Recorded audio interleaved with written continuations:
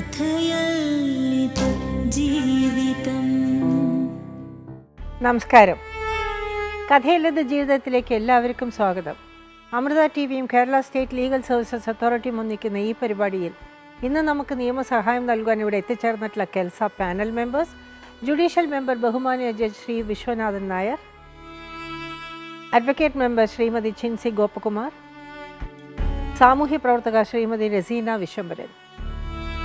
എല്ലാവർക്കും സ്വാഗതം. കഥയല്ലിത് ജീവിതം. ഇപ്പോഴും വേറെ വീണ്ടും അവിടെ സംസാരം വെച്ച് കഴിഞ്ഞാൽ ഭാര്യയ്ക്ക് കിട്ടണടുത്ത് എവിടെ നിന്ന് ഈ പൈസ എന്തിനു മേടിക്കണമെന്നായിട്ട് അറിഞ്ഞൂടാ. ഒരു 10,000 രൂപ ഇപ്പോഴും എന്നെ പിണങ്ങി പോകുന്ന പറ്റും. ഇതിപ്പോൾ 1-2 തവണയല്ല, ഇതിന് മുമ്പായിട്ട് പിണങ്ങി എൻ്റെ ഭാര്യയുടെ വീട്ടിൽ പോയി നിന്നു. പോയിട്ട് വന്നപ്പോഴത്തേക്ക് വന്ന് പറയണം, ഒരു അവിടെ ഉള്ള ഒരു ആട്ടോക്കാരനുണ്ട്, അയാളെ നിന്ന് 10,000 രൂപ മേടിച്ചെന്ന് പറഞ്ഞു. എന്നെ പിണങ്ങി പോയി. എന്തിനു മേടിച്ച എൻ്റെ ഭാര്യയ്ക്ക് അറിയാവോ? വന്നു എൻ്റെ വീട്ടിൽ 3 മൂട് മഹാഗണി എന്ന്, അത് ഞാൻ വിറ്റ് അവൻ്റെ കടം തീർത്തു. 3 മഹാഗണി മരം അതിനെ വിറ്റ് ആ പാർട്ടിയുടെ കടം തീർത്തു. അപ്പോൾ എൻ്റെ അടുത്ത് ചോദിച്ചപ്പോൾ പറഞ്ഞ് നിൻ്റെ ഭാര്യ എൻ്റെ കടം പിടിച്ച പൈസയാണ്. എന്തിനാ കടം മേടിച്ച്? ഞാൻ അയാൾ നിന്ന് 5,000 രൂപ വാങ്ങിച്ചു. കുടുംബശ്രീന്ന് ഇവർക്ക് ഞാൻ വീട്ടിൽ നിൽക്കുന്ന സമയത്ത് 5,000 രൂപ കുടുംബശ്രീന്ന് ഇവർക്ക് എടുത്തു കൊടുത്തു. അത് ഇവർ അടച്ചില്ല. അടയ്ക്കാതെ പലിശ ഉൾപ്പെടെ അത് 5,000 രൂപയ്ക്ക് 6,000 എത്ര രൂപ ഇത് പലിശ മുതലുമായി.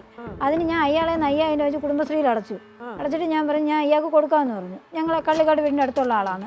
അപ്പോൾ എന്നോട് കൊടുക്കാൻ പറ്റിയില്ല. അപ്പോൾ ഞാൻ പിണങ്ങി നിൽക്കുന്ന സമയത്താണ് ഇത് വാങ്ങിച്ചു കൊടുക്കണം. അപ്പം നിരന്നപ്പോൾ ഇവരെ വീട്ടിൽ പോയി, ഇവരെ കൂടെ പോയി. അത് നമ്മൾ അയിലത്ത് ആറ്റിങ്ങിന് റബ്ബർ ഓട്ടാൻ പോയപ്പോൾ ഞാൻ ഇവരുടെ പറഞ്ഞു ഇയാളെ പൈസ വാങ്ങിച്ചാണ് ഞാൻ കുടുംബശ്രീ കൊടുത്തതെന്ന് ഞാൻ പറഞ്ഞു. അപ്പോൾ കൊടുക്കാൻ ഞങ്ങളെ കൊണ്ട് 2 കൊണ്ടും പറ്റാത്തതുകൊണ്ട് ഒരു 3 മരം അവിടെ നിന്നു. അതിനെ വിറ്റ് അയാളെ പൈസ കൊടുത്തു. ആ സമയമായപ്പോൾ പലിശയും കൂടെ ഇപ്പോൾ 8,000 രൂപയും കണ്ടായി. ഇവരെന്നെ അയാളടുത്ത് പറഞ്ഞ് ഇങ്ങനെ 3 തടി നിൽക്കുന്നു, ആളെ കൊണ്ടുവരാൻ പറഞ്ഞ് അയാൾ എന്നെ മണ്ണയത്തിൽ നിന്ന് ആളെ കൊണ്ടുവന്ന് നോക്കി അയാൾ മുറിച്ച് അയാൾ എന്നെ പൈസ വാങ്ങിച്ചു. ഇവർ പൈസയ്ക്ക് എന്നപ്പോൾ അയാൾ പൈസ കൊടുത്തില്ല. അപ്പോൾ പറഞ്ഞ് എനിക്ക് തരാനുള്ള 5 ഉത്തരവ് തരാറുണ്ട്, അത് കഴിച്ചിട്ട് മഞ്ജുൻ്റെ കൊടുക്കാമെന്ന് പറഞ്ഞു.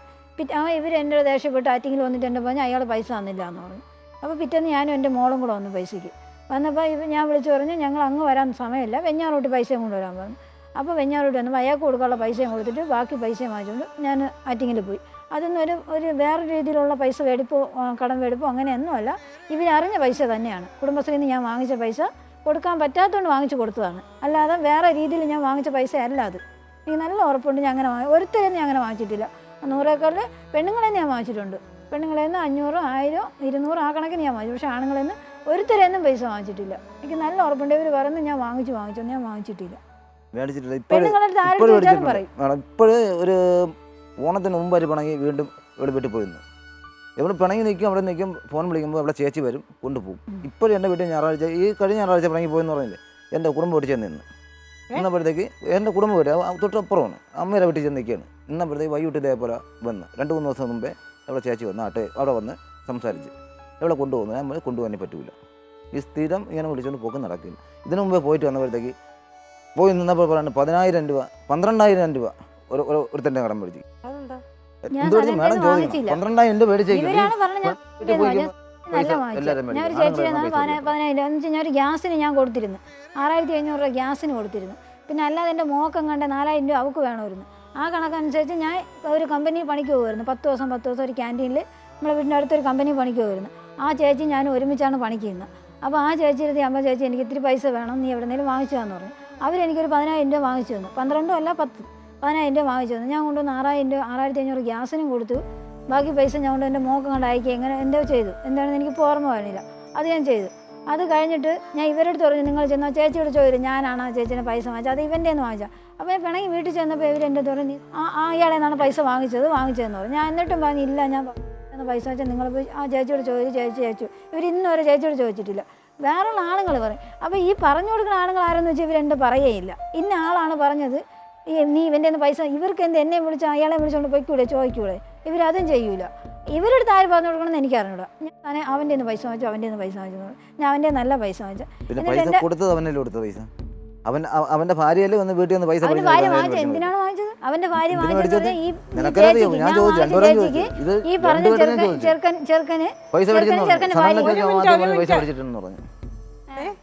ചെറുക്കന്റെ ഭാര്യയ്ക്കും പൈസ ഈ ഞാൻ പൈസ വാങ്ങിച്ച ചേച്ചിയുടെ അമ്മ സുഖമില്ലാതെ കിടക്കുകയാണ്. അപ്പോഴത്തേക്ക് അവർക്ക് ഈ ഇവർ പറയണ ചെറുക്കൻ പൈസ എങ്ങാണ്ട് കൊടുത്തെന്ന്. അപ്പോൾ ഇവർക്ക് തിരിച്ചു കൊടുക്കാൻ പറ്റിയില്ല. അപ്പോൾ എൻ്റെ പറഞ്ഞു ഞാൻ കൊടുക്കാനുള്ള പൈസ അവർക്ക് കൊടുക്കാൻ പറഞ്ഞു. അന്ന് തൊട്ടാണ് ഈ പെണ്ണിൻ്റെ പൈസ ചോദിക്കണം. ഇവ എൻ്റെ അടുത്ത് ഒരു ദിവസവും പൈസ ചോദിച്ചിട്ടില്ല, ഇവരുടെയും ചോദിച്ചിട്ടില്ല അവൻ. ആ പെണ്ണ് എൻ്റെ ചേച്ചി ആ പൈസ എനിക്ക് തന്നാൽ മതി, ഞാൻ പറഞ്ഞു തരാം, എനിക്ക് പൈസ കിട്ടിയിട്ട് തരാമെന്ന് പറഞ്ഞു. അപ്പോൾ എൻ്റെ മോൾക്ക് അഡ്വാൻസായിട്ട് 10,000 ഈ സാറ് ഞാൻ പറഞ്ഞ സാറ് 80,000 രൂപ അയച്ചായിരുന്നു. അന്ന് 75 അടവുള്ളായിരുന്നു. അപ്പോൾ 10 രൂപ നമ്മൾ അഡ്വാൻസ് അന്നേ കൊടുത്തിട്ടുണ്ടായിരുന്നു. ആ 10 രൂപ 15 രൂപ എൻ്റെ മോൾ എടുത്തപ്പോൾ ഞാൻ 10 രൂപ എനിക്ക് ഇങ്ങനെ അയച്ചതാന്ന് പറഞ്ഞു. ആ 10 രൂപ വെച്ച് ഞാൻ ആ ചേച്ചിക്ക് കൊടുക്കാനുള്ളതിന് ചേച്ചിക്ക് കൊടുക്കണമെന്ന് പറഞ്ഞു. അപ്പോൾ ഇവർ പറഞ്ഞു ഇവരുകൊണ്ട് ചേച്ചിക്ക് കൊടുക്കാമെന്ന്. അങ്ങനെ ഇവരെൻ്റെ എന്നാൽ 10 രൂപ വാങ്ങിച്ചിട്ട് 2,000 രൂപ 4 മാസത്തെ പലിശ തന്നു. അപ്പോൾ ചേച്ചി വേറൊരാളെന്നാ കുടുംബശ്രീ എന്നോ എങ്ങനെ 10,000 രൂപ വാങ്ങിച്ചാണ് എനിക്ക് തന്നത്. അപ്പോൾ 4 മാസമായിട്ട് ഞാൻ പലിശയും കൊടുത്തില്ല, മുതലും കൊടുത്തില്ല. അപ്പോൾ 2,000 രൂപ പലിശയായി. അപ്പോൾ ഈ ചേച്ചി ലോൺ എടുത്തപ്പോഴത്തേക്ക് ഇവർ കുടുംബശ്രീയിൽ കടം തീർത്തു. ഈ 10,000 രൂപയും ഈ 2,000 രൂപയും പലിശ അവർ തീർത്തിട്ട് എൻ്റെ പറഞ്ഞെടി 4 മാസത്തെ പലിശ തന്നാൽ മതി, ബാക്കി നീ തരണ്ടെന്ന് പറഞ്ഞു. അപ്പോൾ ഈ മറ്റേ ആളിന് ചേച്ചി കൊടുക്കാനുള്ള ആളുണ്ടല്ലോ, ആ ആളിന് ഞാൻ കൊടുത്താൽ മതി എന്ന് എൻ്റെ അടുത്ത് പറഞ്ഞു. ഞാൻ പറഞ്ഞു ചേച്ചി ഞാൻ കൊടുക്കാം, കുറച്ച് ദിവസം കഴിഞ്ഞിട്ട് കൊടുക്കാമെന്ന് പറഞ്ഞു. ഞാൻ പലിശ കൊടുക്കണം, വേണ്ട നീ ഈ 2,000 രൂപയും ഈ 10,000 രൂപയുടെ കൊടുത്താൽ മതി എന്ന് പറഞ്ഞു. 12,000 രൂപ കൊടുത്താൽ മതി എന്ന് പറഞ്ഞു. ഞാൻ പറഞ്ഞു പോകാമെന്ന് പറഞ്ഞു. അപ്പോൾ എൻ്റെ മോൾക്ക് ഈ പൈസ അഡ്വാൻസ് പൈസ 15,000 രൂപ നിൽക്കുന്നത്.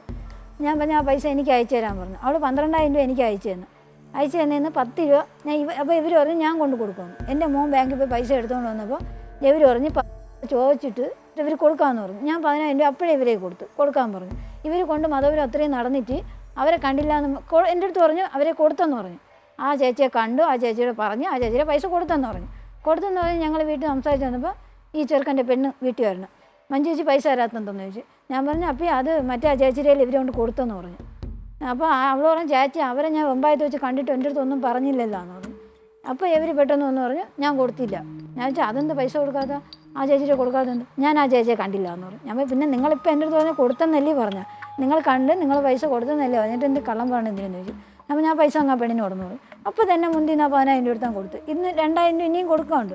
ആ 10,000 രൂപ കൊടുത്തു. എന്നിട്ട് അപ്പോൾ തൊട്ട് പറയണത് ഞാൻ ആ ചെറുക്കൻ്റെ എന്നാണ് വാങ്ങിച്ചതെന്ന്. ഇവരടുത്ത് പറഞ്ഞ ആളിനെ അവർ ഇന്നും പറഞ്ഞിട്ടില്ല. ഇത് മൊത്തം പിണങ്ങി നിന്ന സമയത്ത് ഇവരാണ് പറഞ്ഞത് ഇത്രയും രൂപ എൻ്റെ നിന്ന് മേടിച്ചിട്ടുണ്ട്. ഈ പറഞ്ഞ പയ്യൻ എൻ്റെ അന്ന് 10,000 രൂപ പറ്റിയിട്ടുണ്ട്. വേറെ ഒരു തന്നെ അന്ന് പൈസ മേടിച്ചെന്ന്. ഇത് എല്ലാവരും പൈസ മേടിച്ചെന്ന് അവരാണ് പറയണത്. ചിലവ് അവരാണ് നോക്കണത്. ഞാനാണ് വീട്ടിൽ ചോദിച്ചത്. അവർ പറയണവർ നിനക്ക് ചിലവിന് അത്രയും തരണം അവരെന്ന് പറഞ്ഞു. പിന്നെ ഞാൻ എന്തിനു ജീവിക്കുന്നത്?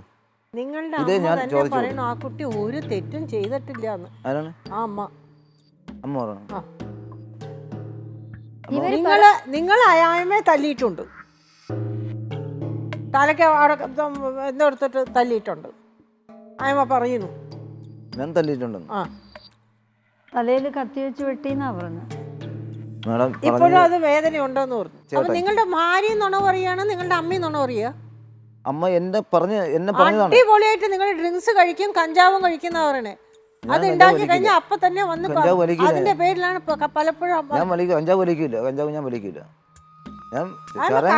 പറഞ്ഞത് അമ്മ എൻ്റെ കൂടെ പറഞ്ഞ ഇന്നലെ അമ്മയുടെ പറഞ്ഞു. ഇത് ഞാൻ പറയുമ്പോൾ ഞാൻ കാര്യം പറഞ്ഞത്. അമ്മ പറഞ്ഞത് ചേട്ടനും എൻ്റെ ഭാര്യയും ഒരു പായി കിടക്കണമെന്ന് എൻ്റെ അമ്മ എൻ്റെ കൂടെ പറഞ്ഞതാണ്.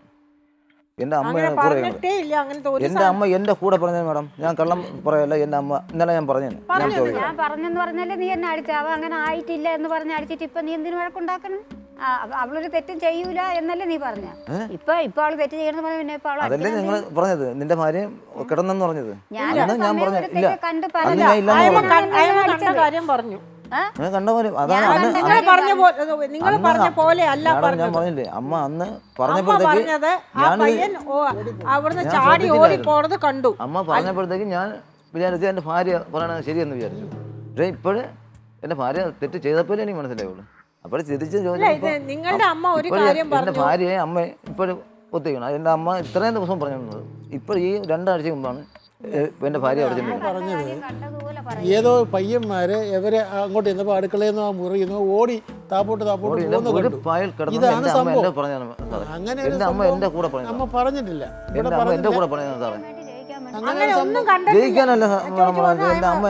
ഞാൻ കണ്ടത് ഇതേ കണ്ടിട്ടുള്ളൂ. എന്റെ അമ്മ എന്റെ കൂടെ പറഞ്ഞത് ഇത്. അന്ന് ഞാൻ പറഞ്ഞത് അമ്മ ചിലപ്പോ ഈ ആദ്യമൊക്കെ മരുമോള് വരുമ്പോ ഇങ്ങനെ ആ പയ്യന്മാര് ഓടിപ്പോയപ്പോ അമ്മ ഇങ്ങനെ പറഞ്ഞു എങ്ങനെ പറഞ്ഞു ഇങ്ങനെ എന്നോരെ നീയാണ് വിളിച്ചത്, ഇങ്ങനെ ഓടണേ, ഓടി തെറ്റ് പിന്നീട് അവസാനം നീ എന്നെ അടിക്കുകയും ചെയ്യണം. മകൻ പറഞ്ഞ പോലെ പറഞ്ഞു ഒരു പായൽ ഒരു പായൽ കിടന്നത് ഞാൻ നേരത്തെ പറഞ്ഞില്ലല്ലോ. അല്ല എന്റെ കൂടെ പറഞ്ഞതാണ് മാഡം. ഞാൻ കള്ളം പറയല്ല. എന്റെ അല്ല അത് അമ്മ നിങ്ങൾ അപ്പൊ അതാ പറയാ, നിങ്ങൾ മാത്രമാണോ സത്യം പറയണത്, ബാക്കി രണ്ടുപേരും നുണയാണോ പറയണത്? മാഡം എനിക്ക് അറിഞ്ഞൂടാ, അതുകൊണ്ടല്ലേ ഞാൻ പറഞ്ഞത്. ഞാൻ ഇത്രയും പറഞ്ഞതാണ്. അമ്മ പറഞ്ഞതും എന്റെ ഭാര്യ പറഞ്ഞതാണ്. അമ്മ എന്റെ അടുത്ത് പറഞ്ഞിട്ടുണ്ട്. അന്നാണ് അമ്മ പറഞ്ഞത്. എന്റെ ഭാര്യ ഞാൻ വിശ്വസിച്ചപ്പോഴത്തേക്ക് ഞാൻ അമ്മയെ കുറ്റപ്പെടുത്തി. എന്റെ ഭാര്യ എന്നെ അത്ര വരെ വിശ്വസിച്ചു. നിങ്ങള് അമ്മയെ തല്ലിയില്ലേ? എന്ന് ഇപ്പോഴും തല്ലിയിട്ടില്ല. അന്ന് അവൻ തല്ലിയിട്ട് പറഞ്ഞു എന്റെ ഭാര്യ ഒരു തെറ്റും ചെയ്യൂല, അമ്മയാണ് നീയാണ് തെറ്റ് പറയണത്, എന്റെ ഭാര്യയെ ആവശ്യമില്ലാതെ പറയണത്. അപ്പൊ ഇത് തന്നെയാണ് ചോദിക്കുന്നത്. അതായത് അമ്മ അന്ന് പറഞ്ഞ ആ കാരണം കൊണ്ട് മാത്രമോ അതാണോ പ്രധാനമായിട്ട് ഈ മഞ്ജുവിനോട് തനിക്ക് തെറ്റിദ്ധാരണ ഉണ്ടാകാൻ കാരണം? ഇല്ല. പിന്നെ ഫോണ് എന്താ നിങ്ങൾ പറയുന്ന ഒന്ന് ഫോണിന്റെ കാര്യം. ഫോണിൽ ഈ ആരെയോ ഒരാളിനെ പല പ്രാവശ്യം വിളിച്ചിരിക്കുന്നു. ഈ നിങ്ങൾ പറയുന്ന ചാർജ് ചെയ്യുന്നത് തീർന്നു പോകുന്നു. രണ്ട്, അമ്മ ഇത് പറഞ്ഞു. ഈ കാരണം കൊണ്ടാണോ മഞ്ജുവിൻ്റെ സ്വഭാവ ദൂഷ്യത്തെപ്പറ്റി നിങ്ങൾ മനസ്സിലാക്കി വെച്ചിരിക്കുന്നത്? അങ്ങനെയാണോ നിങ്ങളുടെ ധാരണ? പിന്നെ നിങ്ങൾ പറഞ്ഞത് ഓട്ടോക്കാരൻ്റെ കാര്യം അല്ലേ? കടം വാങ്ങിക്കുന്ന അല്ലേ? കടം വാങ്ങിക്കുന്ന കാര്യം. കടം വാങ്ങണം. കടം മേടിച്ച് 2 നില മേടിച്ചത്. ഇത് ആദ്യം ഞാൻ സംശയവും കാര്യങ്ങളും സംശയമല്ല ഇത് പറഞ്ഞത് എന്ന് പറയും. ഇപ്പം നിങ്ങൾക്ക് ഏറ്റവും കൂടുതൽ വിശ്വസിക്കാവുന്ന നിങ്ങളുടെ വീട്ടിലുള്ള നിങ്ങളുടെ അമ്മയല്ലേ?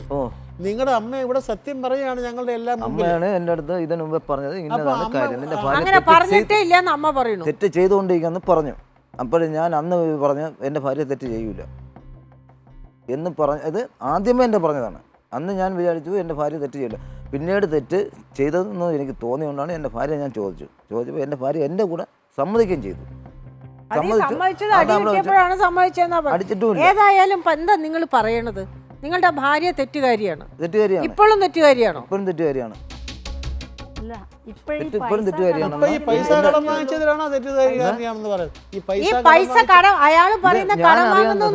ഞാൻ അറിയാത്ത പൈസ അത്ര ചെയ്ത് കടം മേടിച്ച് എന്തിനു മേടിക്കണത്? ഈ ആണുങ്ങളെ പൈസ മേടിക്കുന്നു. ഈ പിണങ്ങി പോയി നിൽക്കുമ്പോൾ പൈസ മേടിക്കുന്നു.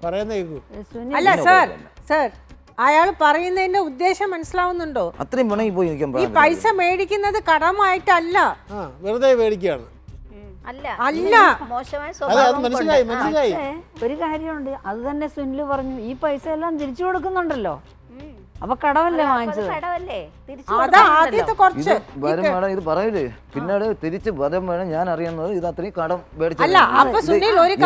കടം മേടിക്കുന്നത്. ഞാൻ അത് കടമായിട്ട് തന്നെയാണ് വാങ്ങണത്. നിങ്ങൾ പിണങ്ങി പോയി നിൽക്കുന്ന സമയത്ത് ചെലവിനും. പിന്നെ ഒരു കാര്യം, മകള് നഴ്സിംഗിന് പഠിക്കുകയാണ്. ആ നഴ്സിംഗിന് പഠിക്കുന്ന മകൾക്ക് ചെലവില്ലേ? നിങ്ങളുടെ മകൻ പഠിക്കുന്ന +2 ചെലവില്ലേ? ഞാൻ ജോലി ചെയ്യുന്ന പൈസ പിന്നെ ഞാൻ കൊടുക്കുന്നു മേഡം. പിണങ്ങി പോയി നിൽക്കുമ്പോ ആരൊക്കെ കൊടുക്കാനാ? പിണങ്ങി നിൽക്കുമ്പോ എന്റെ മോള് പോയിട്ട് 1 വർഷമേ ഉള്ളൂ. ഈ 1 വർഷമേ ഉള്ളൂ. ഒരു വർഷത്തിന് ശേഷം +2 വരെ ആ മകള് പഠിച്ചിട്ടല്ലേ നഴ്സിംഗിന് പോയത്. അപ്പൊ അതിനുള്ള ചെലവില്ലേ? ഞാൻ പിണങ്ങി നിന്നാലും ഞാൻ ചെലവിന് കൊടുക്കുവാനുള്ള പൈസ ഉണ്ടെന്ന് ഞാൻ മോളുടെ ഫീസോ എല്ലാം കൊടുക്കും. മോളുടെ ഫീസ് ഇപ്പോഴത്തെ ഫീസാ കൊടുത്തോണ്ടിരിക്കുവായിരുന്നോ? മോളെ ഫീസാ അല്ല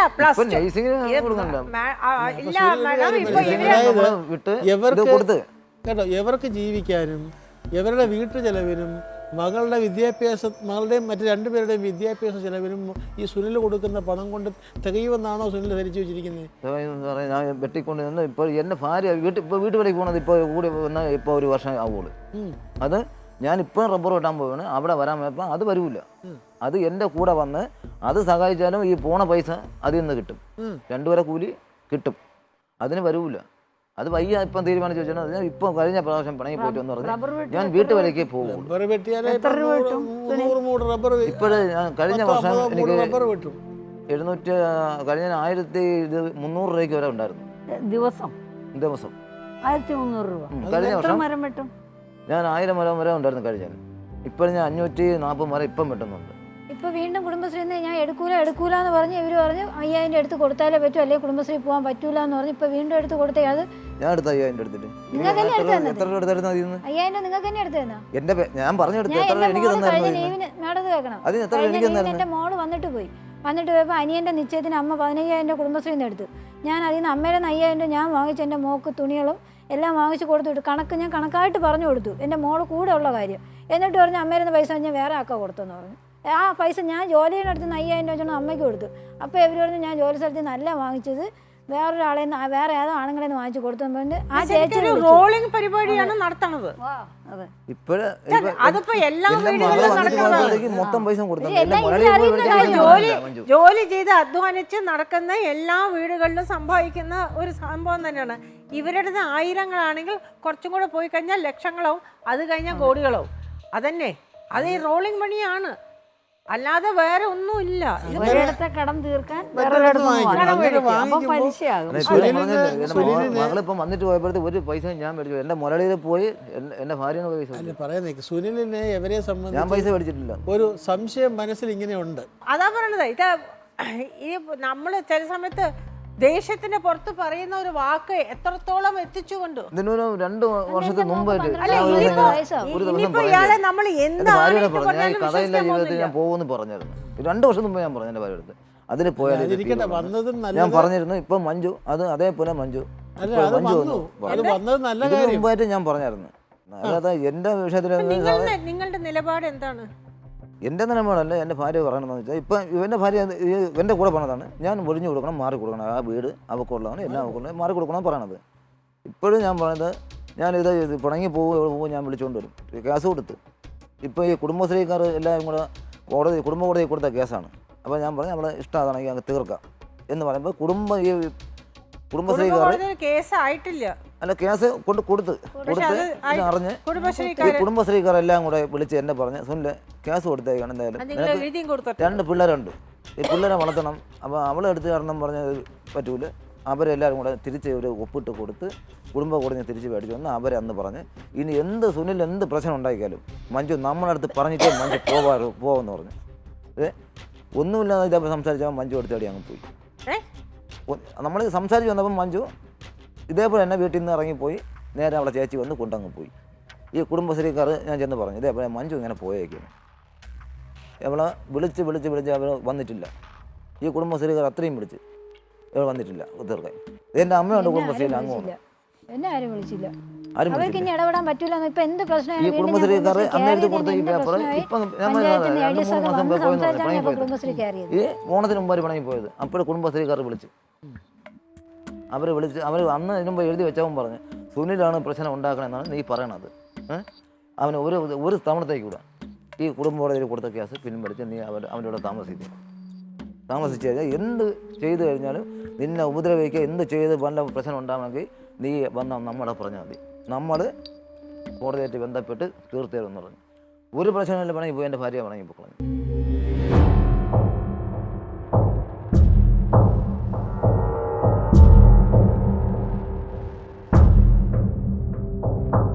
ആക്സിഡൻ്റ് നടന്ന കേസ് തീർന്ന് അതിൻ്റെ പൈസ അനുവദിച്ചെന്ന് പറയാണ്. ഇതുവരെയും വിളിച്ചില്ല. അത് 1.75 ഉണ്ടെന്നാണ് അവർ പറഞ്ഞത്. കേസ് വണ്ടി പറഞ്ഞുകൊണ്ട് ആക്സിഡൻറ്റ് സംഭവിച്ചത്. ഇത് ആക്സിഡൻറ്റ് സംഭവിച്ചുകൊണ്ട് എൻ്റെ കുടുംബം ഈ ഇതായത്. എൻ്റെ വരുമ്പോൾ ഇപ്പോൾ ഒരു തെറ്റും ചെയ്യുന്നില്ല, ഒരു വസ്തുവും ചെയ്യുന്നില്ല, ചെയ്തതൊന്നും ഇത് ഇപ്പം മകന് ഭ്രാന്ത് പിടിച്ച് നടക്കുകയാണെന്നാണ് പറഞ്ഞത്. ഇപ്പൊ ഈ പറഞ്ഞ പോലെയാണ് അന്നും പറഞ്ഞത്. അത് ശരിയായ സമ്മതിച്ചു. ഞാൻ വേറെ ഒരാളായിട്ട് ബന്ധമുണ്ടെന്ന്. അതാണ് ഇപ്പൊ ആ ഒരു വാക്കാണ് ഇപ്പൊ ഈ സ്ഥിതിയിലേക്ക് കൊണ്ടുവന്ന് നിർത്തിയിരിക്കുന്നത്. ഒരു ഭാര്യ കള്ളക്കാമുവിന്റെ വീട്ടിലേക്ക് നിങ്ങളുടെ ഭർത്താവിനെയും കൂട്ടിയിട്ട് എങ്കിൽ ഞാൻ ചോദിക്കാൻ വരാം, പോവാ നമുക്ക് പോയി ചോദിക്കാം എന്നും സ്വന്തം മകൻ പറഞ്ഞിട്ട് അച്ഛാ വരൂ നമുക്ക് പോയി ചോദിക്കാം, അമ്മ അങ്ങനെ തെറ്റ് ചെയ്തിട്ടുണ്ടെങ്കിൽ പോകാമെന്നും പറഞ്ഞിട്ട് നിങ്ങളുടെ അമ്മേനെയും അതായത് മുത്തശ്ശേനെയും സ്വന്തം അച്ഛനെയും അമ്മയും എല്ലാം കൂട്ടിയിട്ട് ഒരു കള്ളക്കാമുവിൻ്റെ വീട്ടിലേക്ക് പോകുമ്പോൾ ഈ പെൺകുട്ടി അതിന് തയ്യാറാവും. നിങ്ങളുടെ അഭിപ്രായങ്ങളും നിർദ്ദേശങ്ങളും ഞങ്ങളെ എഴുതിയും അറിയിക്കാം. വിലാസം: പ്രൊഡ്യൂസർ കഥയില്ലത് ജീവിതം, അമൃത TV, ഗാന്ധിനഗർ, വഴുതയ്ക്കാട്, തിരുവനന്തപുരം 14. ഇമെയിൽ: ജീവിതം@amritatv.com.